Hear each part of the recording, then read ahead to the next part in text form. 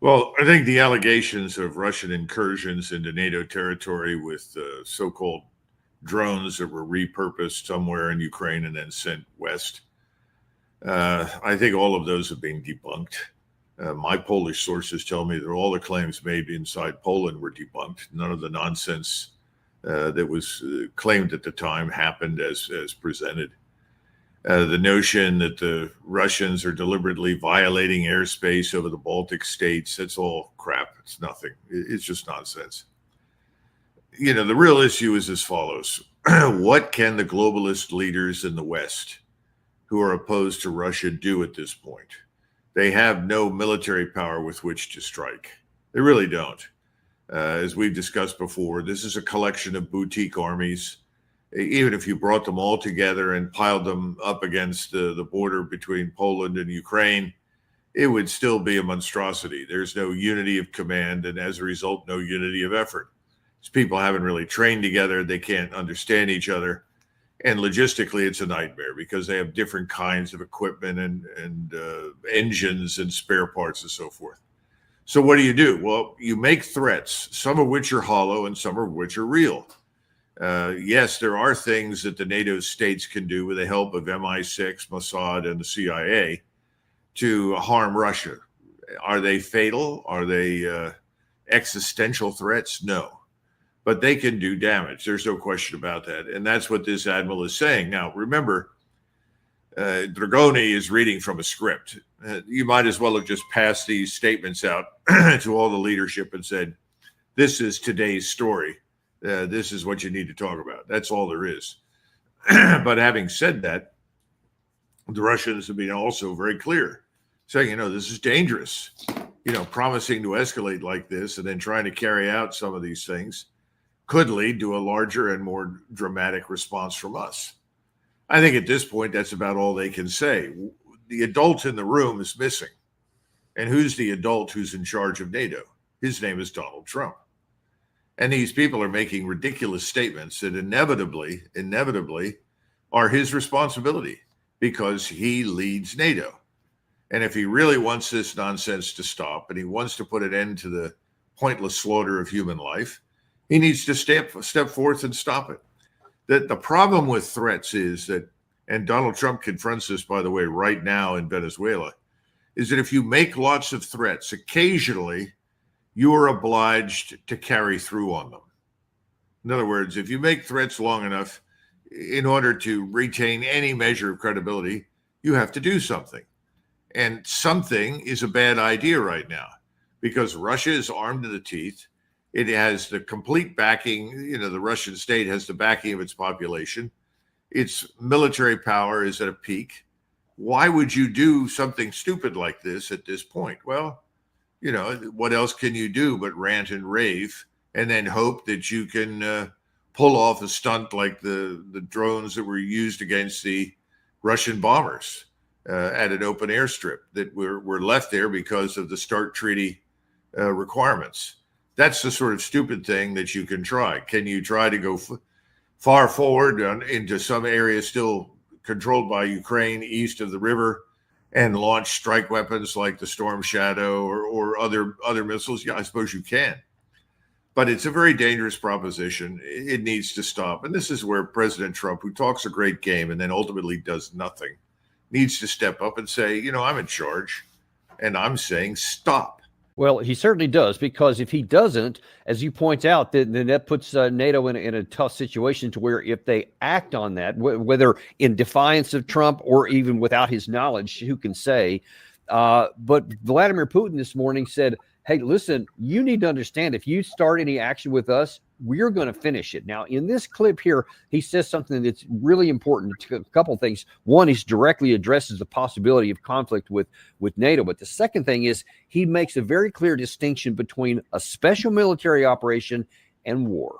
I've said that 100 times. We have no plans of fighting against Europe. But if Europe wants to fight and they start this fight, then we are ready right now. There is no doubt about this. But the only question is, if Europe starts the war, unleashes this war, because that's not Ukraine. with Ukraine, we use some surgical means. We are trying to be really careful, because you understand why. This is not a war in the direct sense of the word.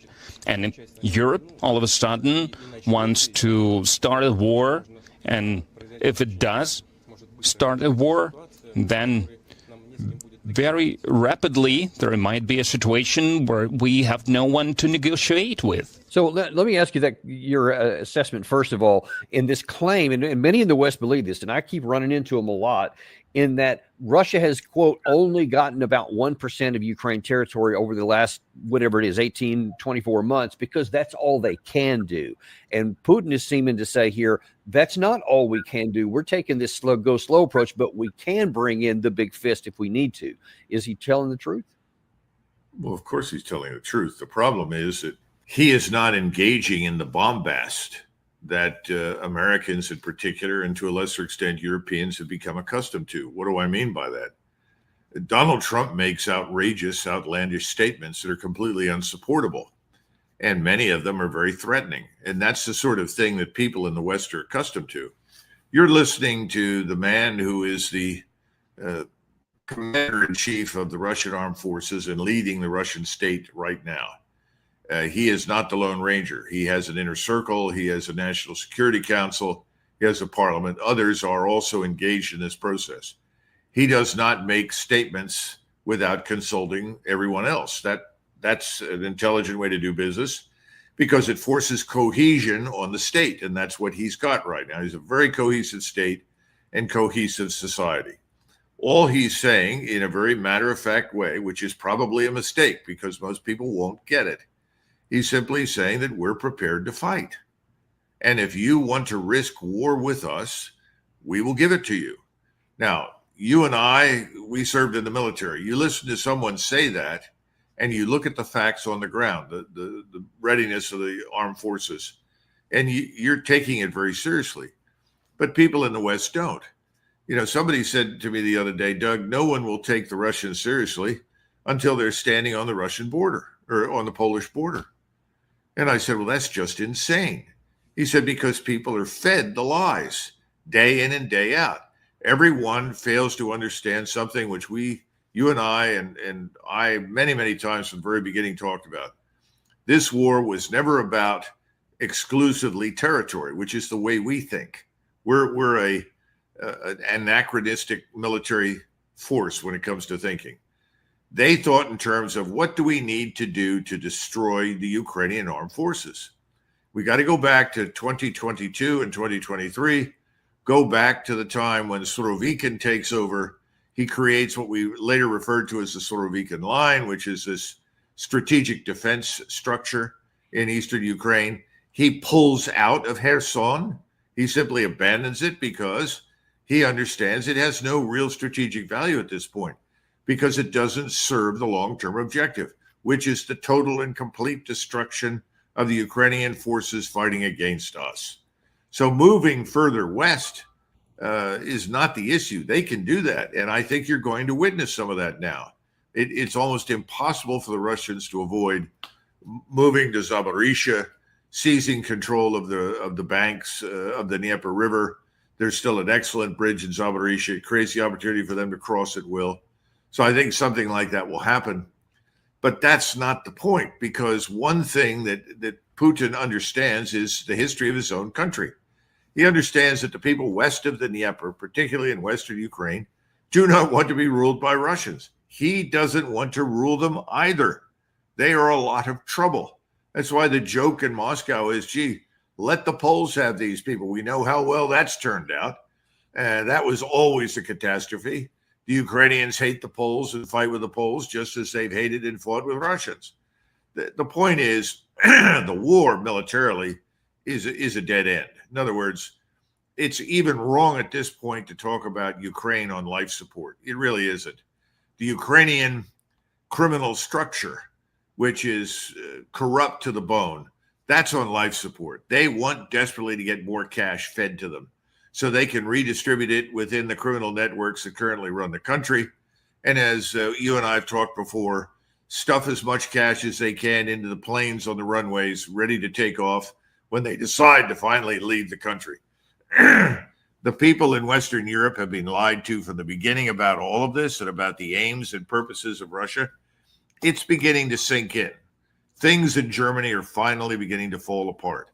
Merz is reporting to his masters in New York City in the banking system and London, City of London banks. These are the people that have been driving all of this. You know, you want to listen to someone who can pile the lies on almost better than anybody else that I've listened to about Russia. Listen to this man, Bill Browder. He's a perfect example of what's operating behind the scenes.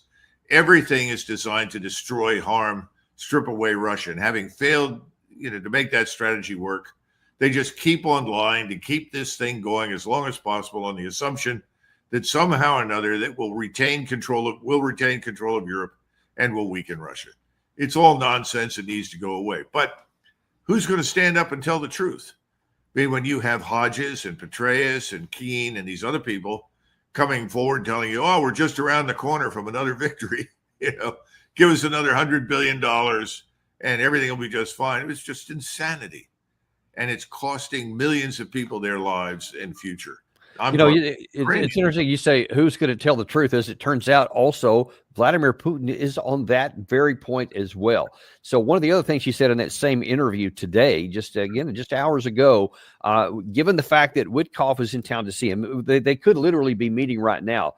And he took some time to say, we're willing to talk to Witkoff. We're interested in having a negotiated settlement with Trump. We think that we can have, come to an agreement with him. He said, but Ukraine and Europe are working counter to that to try and sabotage Witkoff. Even when they are trying allegedly to introduce some changes, some adjustments to the President Trump's proposal, all these changes have only one goal in mind. They are aimed at blocking and putting to a halt this peace process. They are trying to make demands that are unacceptable for Russia, and they understand this, and then later they would try to blame Russia, accuse Russia of stopping this peace process. This is their objectives, and we can clearly see that. That's why, if they want to go back to the reality, considering the reality on the ground, then they are welcome. So yeah, if they want to deal with reality, we're all about that. But if they want to keep with the fiction, we'll just keep going on the ground. But I mean, what do you make of that charge that the Europe and Ukraine are trying to sabotage Trump's 28-point peace plan to put poison pills in that they know Russia won't accept? Well, the peace plan is no peace plan. It's got lots of poison pills in it anyway. So let's understand what Kushner and Witkoff are about. They're trying to salvage something for President Trump. President Trump wants to be able to declare a victory for President Trump. This has nothing to do with Ukraine as far as he's concerned. He could care less. He's already abdicated his responsibility for leadership in Europe and NATO. So apparently he doesn't have the authority that he needs from his backers in New York City and the City of London to move forward to really do anything. So what is he doing? He sent Kushner and Witkoff to go over there and say, look, Mr. Putin, we don't really disagree with you. What we really want is some sort of bone that you can throw Trump so that Trump can come out publicly and say, look, I've done everything I can, and this is the road to peace, and I've negotiated this with President Putin.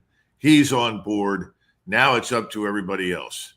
And as he said a few days ago, if they're not going to accept this, then as far as he's concerned, Ukraine can fight out its little heart.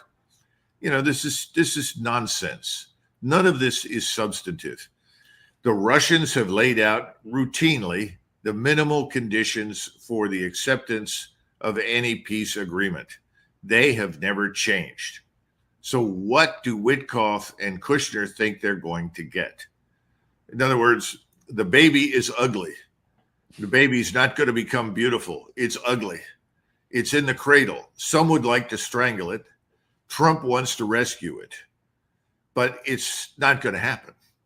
So it doesn't make any difference what Kushner and Witkoff do. And believe me, I'm sure that President Putin, his inner circle understand this, And if they can throw a bone to Donald Trump, give him something that he can point to that says, I created this. I'm the heroic figure that brought peace, tranquility, and good fortune to Ukraine. They'll do it because they want this damn thing over as well. Not because they're losing, not because they can't win. That's all nonsense. Now, let's move to the European side. Merz is on very thin ice. Look at events in Berlin. Look at the people in the streets. Look at the strength that the people on the right, the nationalist right in Germany, are achieving. They're not a bunch of crazies. They're not Nazis or any of this other crap that the globalists, promote. They're simply German nationalists who said enough's enough. And look at their platform. And what's in their platform? Their platform says, we want a restoration of good relations with Russia. We want to go back to doing business with the Russians. The majority of Germans will support that. They know that. Merz knows it. This is the final hour for Merz, for Macron, for Starmer, and the others. They have to come up with something that keeps the war going. If they can't, and God forbid, peace should arrive on the battlefield because Zelensky suddenly leaves the country or he and his friends are accidentally blown up, who knows? Whatever happens, that's the end of them. They lose everything, whatever little bit of credibility they may still have. And Macron and Merz they're all hovering down there around 30% approval ratings. Starmer's probably lower. It's over for them. What do you do when you can't survive any longer? You create the illusion of some sort of crisis and threat that rescues you from total destruction. That's what these people are all about.